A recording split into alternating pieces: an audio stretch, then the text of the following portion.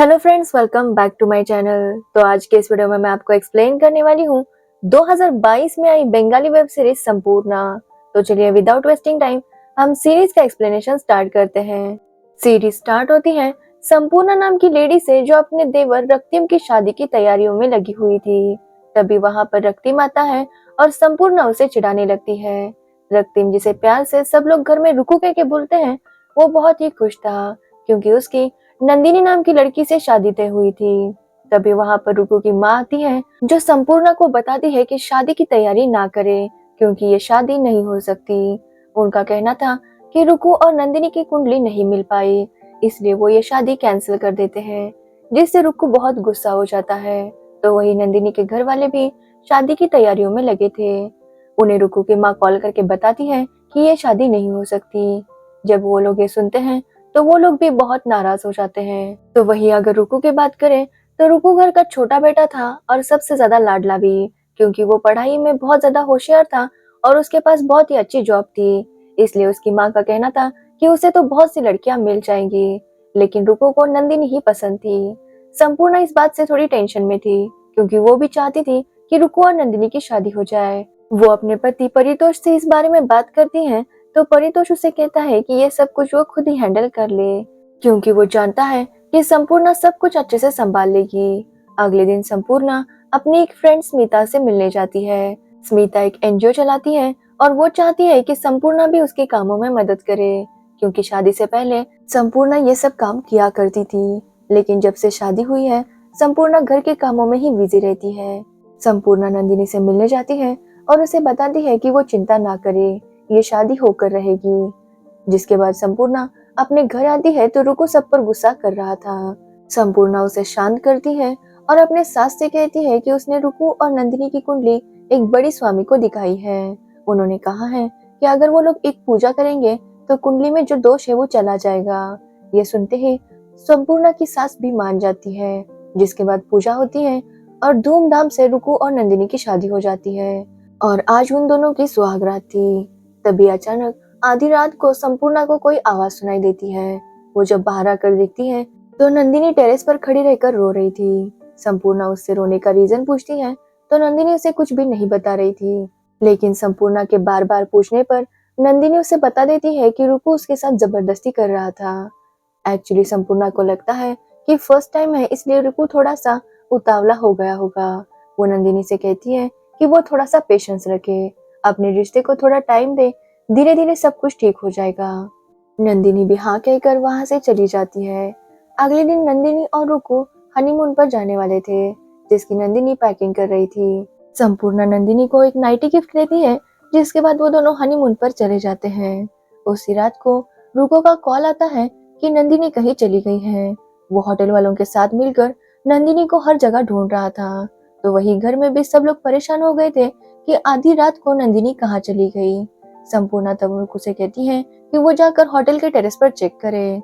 रुकू जब वहां जाता है तो नंदिनी एक जगह छुप कर बैठी हुई थी। जब घर में पता चलता है कि नंदिनी इस तरह से छुप गई थी तो संपूर्णा की सास को लग रहा था कि नंदिनी का शायद शादी से पहले कोई चक्कर चल रहा होगा या उसे कोई बीमारी होगी। वो संपूर्णा से कहती है कि इसके बारे में पता लगाए, लेकिन संपूर्णा उसे बताती है कि उसे बिल्कुल भी नहीं लगता कि नंदिनी को कोई बीमारी होगी। दूसरे दिन रुको और नंदिनी वापस आ जाते हैं। नंदिनी के ससुर उससे नाराज थे, लेकिन वो नंदिनी को कुछ भी नहीं कहते। संपूर्णा नंदिनी से पूछती है कि उसने ऐसा क्यों किया, तो नंदिनी उसे बॉडी पर के घाव दिखाने लगती है। एक्चुअली रुको सबके सामने बहुत ही डिसेंट बिहेव करता था, लेकिन जब भी वो नंदिनी के साथ इंटीमेट होता तो बहुत ही वाइल्डली बिहेव करता, उसे बहुत ज्यादा मारता, टॉर्चर करता। नंदिनी की ये हालत देखकर संपूर्णा को बहुत बुरा लगता है।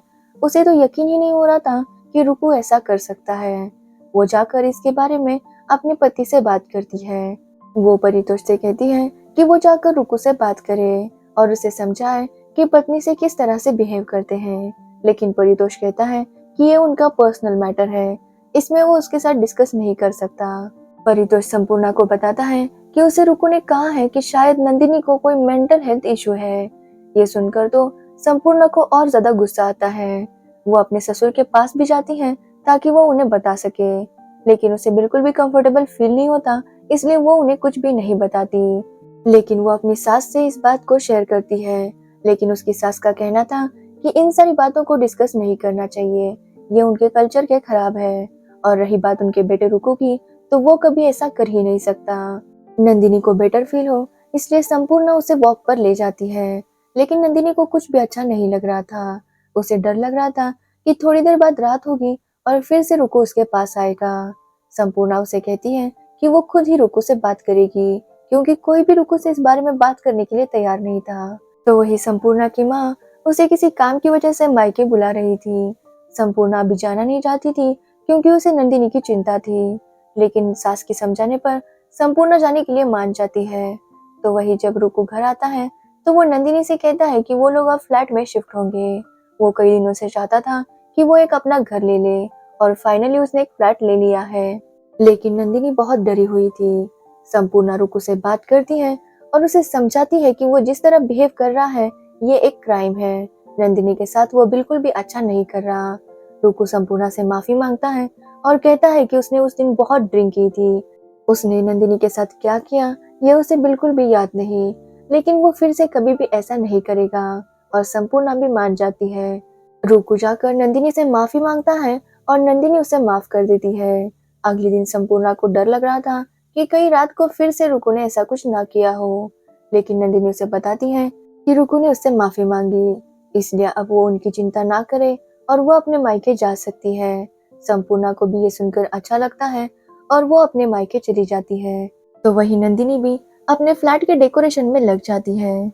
संपूर्णा उसे बीच बीच में कॉल किया करती और उसकी खैरियत पूछती। नंदिनी बिल्कुल ठीक थी। संपूर्णा भी अपने मायके से वापस आ जाती है। तभी उस रात को उन्हें कॉल आता है, नंदिनी बाथरूम में फिसल गई है और उसे बहुत ज्यादा चोट आई थी। संपूर्णा ये सुनकर डर जाती है और उनकी पूरी फैमिली हॉस्पिटल चली जाती है। संपूर्णा जब नंदिनी को देखती है तो उसकी हालत देखकर उसे समझ आ जाता है कि नंदिनी बाथरूम में नहीं गिरी, बल्कि उसके साथ ये सब कुछ रुकू ने ही किया होगा। तो वही डॉक्टर को भी नंदिनी की हालत देखकर डाउट आता है और वो पुलिस को इन्फॉर्म कर देते हैं। नंदिनी को जब थोड़ा होश आता है तो संपूर्णा उससे मिलने जाती है। नंदिनी संपूर्णा को सब कुछ बता देती है कि किस तरह रुकू ने उसे मारा पीटा और उसके साथ जबरदस्ती की। उसे इतनी चोट आई है कि उसे लग रहा था कि वो मर ही जाएगी। संपूर्णा उसे सहारा देती है और आकर रुकू से लड़ने लगती है। तभी वहां पर पुलिस आती है इस केस के बारे में इंक्वायरी करने। लेकिन रुकू बताता है कि नंदिनी बाथरूम में फिसलकर गिर गई थी।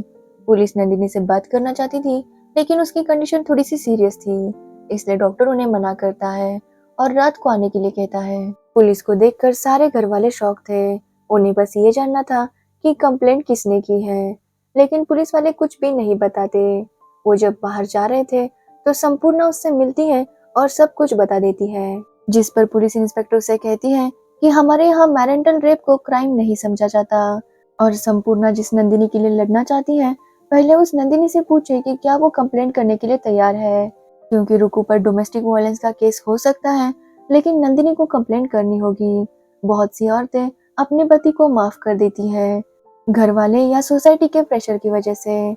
संपूर्णा जब घर जाती है तो रुकू घर में बैठकर आराम से खाना खा रहा था। संपूर्णा घर जाकर सबको बता देती है कि रुकू ने नंदिनी के साथ क्या क्या किया है, लेकिन घर वाले कोई भी संपूर्णा का साथ नहीं देते। उनका कहना था कि रुकू से अगर गलती हो गई तो हो गई, इसमें कौन सी बड़ी बात है। संपूर्णा ये बातें सुनकर शॉक हो जाती है। तो वही रुकू संपूर्णा से भी झगड़ रहा था कि वो उनके मामले में दखल अंदाजी ना करे। रात को पुलिस इंस्पेक्टर नंदिनी से मिलने जाती है तो नंदिनी कंप्लेंट नहीं कर रही थी, जिसके बाद वो संपूर्णा को कॉल करती है और संपूर्णा नंदिनी से कहती है कि इसके बारे में उसे आवाज उठानी होगी, नहीं तो वो ऐसे ही मर जाएगी। जिसके बाद नंदिनी रुकू के खिलाफ कंप्लेंट लिखती है। अगले दिन पुलिस वाले आकर रुकू को पकड़ के ले जाते हैं। तो वही सब लोग संपूर्णा को डांट रहे थे कि उसी की वजह से ये सब कुछ हो रहा है। वो एक बड़े से लॉयर से कांटेक्ट करते हैं और लॉयर उन्हें सजेस्ट करता है कि अगर नंदिनी अपना केस वापस लेगी तो रुकू जेल से छूट सकता है। जिसके बाद संपूर्णा की सास नंदिनी के माँ से मिलने जाती है और उनसे माफी मांगती है कि रुकू फिर से ऐसा नहीं करेगा, और अगर नंदिनी ने कंप्लेंट वापस नहीं ली तो ये बहुत बड़ा मामला बन जाएगा। नंदिनी की माँ नंदिनी को इमोशनल कर देती है और उसे कहती है कि कितने मुश्किल से उन्होंने उसकी शादी करवाई थी। वैसे भी रुकू के पास खुद का घर, जॉब और बहुत सारे पैसे हैं, नंदिनी उसके घर में आराम से रह सकती है। उसकी इच्छाएं थोड़ी सी ज्यादा हैं, लेकिन अपने पति की इच्छाएं उसे पूरी करनी होगी। वो नंदिनी को इमोशनल कर देती है और नंदिनी केस वापस कर लेती है। रोकू भी आकर उससे माफी मांगता है, लेकिन संपूर्णा को ये यकीन नहीं हो रहा था कि नंदिनी ने केस वापस ले ली। उसे इस बात से बहुत बुरा लगता है। तो वही नंदिनी अपने मम्मी के घर चली जाती है, क्योंकि वो अभी पूरी तरह से ठीक नहीं हुई थी। नंदिनी घर आके संपूर्णा से कॉल करने की कोशिश करती है, लेकिन उसकी माँ उसका मोबाइल भी ले लेती है, जिसकी वजह से नंदिनी संपूर्णा से कांटेक्ट नहीं कर पा रही थी। रोकू नंदिनी से मिलने आता है और उसे इमोशनल होकर माफी मांगता है। नंदिनी भी उसे माफ कर देती है। वो नंदिनी से वादा करता है कि जल्द ही वो उसे डिनर के लिए बाहर लेकर जाएगा। संपूर्णा जब घर में रोकू को देखती है तो वो सब पर गुस्सा करने लगती है कि किस तरह वो एक रेपिस्ट का साथ दे सकते हैं। एक लड़का जिसने अपनी वाइफ को जान से मारने की कोशिश की थी, उसका साथ ये लोग कैसे दे सकते हैं। लेकिन संपूर्णा की सास उसके पति को उसके खिलाफ भड़काती है। संपूर्णा का पति संपूर्णा को रोकता है और उसे कहता है कि उसे सब कुछ पहले जैसा नॉर्मल चाहिए, लेकिन संपूर्णा उसकी बात नहीं सुनती। उसका पति उसे वार्न करता है कि अगर उसे यही सब कुछ करना है तो ये घर छोड़कर जाना होगा। जिसके बाद संपूर्णा घर छोड़कर अपनी फ्रेंड स्मिता के पास आती है। स्मिता के साथ बात करते हुए स्मिता उसे कहती है कि अगर रोकू की कोई गर्लफ्रेंड होगी तो उससे उन्हें पता चल जाएगा कि रोकू सबके साथ ही ऐसा बिहेव करता है या नहीं। संपूर्णा लेकिन इस बात से टूट गई थी कि उसके पति ने उसका साथ नहीं दिया। स्मिता उसे समझाती है, जिसके बाद संपूर्णा नंदिनी के घर चली जाती है, लेकिन नंदिनी के घर वाले उसे ज्यादा बात नहीं करने देते। एक दिन रोकू नंदिनी को लेकर डिनर के लिए आता है। नंदिनी जब वॉशरूम में जाती है तो वहां पर संपूर्णा और स्मिता थी। वो नंदिनी को लेकर स्मिता के एनजीओ चले जाते हैं, जहां पर इंस्पेक्टर भी थी, और वहां पर वो खास उसे रोकू की एक्स गर्लफ्रेंड से मिलवाने गए थे। रोकू की गर्लफ्रेंड उसे बताती है कि रोकू उसके साथ भी वैसा ही बिहेव करता रहता था। 2 साल तक वो सब कुछ बर्दाश्त करती रही। रोकू हमेशा उसे मनाता और नेक्स्ट टाइम ऐसा ना करने का वादा करता, लेकिन फिर से वो उसके साथ ऐसा ही करता। वो नंदिनी से कहती है कि रोकू ने जो उसे जख्म दिए हैं उसके निशान अभी भी उसकी बॉडी पर है, और नंदिनी को अपने लिए स्टैंड लेना होगा, वरना रोकू उसके साथ ऐसा ही करता रहेगा और एक दिन नंदिनी ऐसे सहते सहते ही मर जाएगी। इंस्पेक्टर भी नंदिनी को अपने घाव दिखाती है। एक्चुअली उसका पति भी उसे बहुत टॉर्चर किया करता था। वो अपने पति से इतना तंग आ गई थी कि एक दिन उसे छोड़कर भाग गई। उसकी हिम्मत नहीं थी कि वो अपने पति के खिलाफ कंप्लेंट कर सके। ना ही उसका कोई साथ देने वाला था, ना ही उसके पास तब ये नौकरी थी। पति को छोड़ने के बाद उसने बहुत मुश्किल से ये नौकरी हासिल की है।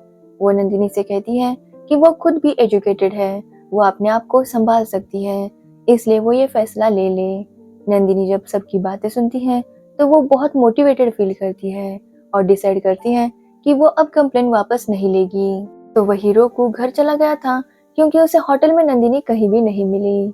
वॉचमैन ने उसे बताया था कि नंदिनी 2 औरतों के साथ कहीं चली गई है, और उसे पूरा डाउट संपूर्णा पर ही था। तभी वहां पर संपूर्णा और नंदिनी आते हैं। नंदिनी उसे बताती है कि वो कंप्लेंट फाइल करके आई है और इस बार वो वापस नहीं लेगी। रोकू संपूर्णा पर चिल्लाने लगता है कि वही है जो नंदिनी को भड़का रही है, तो नंदिनी उसे एक जोर से चाटा मारती है। वो रोकू से कहती है कि आज तक उसने जितना टॉर्चर उस पर किया है, अगर उतना नंदिनी करती तो वो क्या करता। रोकू की माँ ये सुनकर नंदिनी को डांटने लगती है कि वो उसके बेटे पर हाथ कैसे उठा सकती है। वो संपूर्णा से कहने लगती है कि 7 साल हो गए तुम्हारी शादी को, आज तक वो उन्हें एक बच्चा भी नहीं दे पाई है। वो एक बांझ औरत है और उसका कहना कौन मानेगा। और वो उन दोनों को घर से निकल जाने के लिए कहती है। नंदिनी उसे कहती है कि वो औरत होकर ऐसा कैसे कर सकती है। अगर उसकी कोई बेटी होती और उसके साथ ये टॉर्चर हुआ होता तो भी क्या वो यही आंसर करती।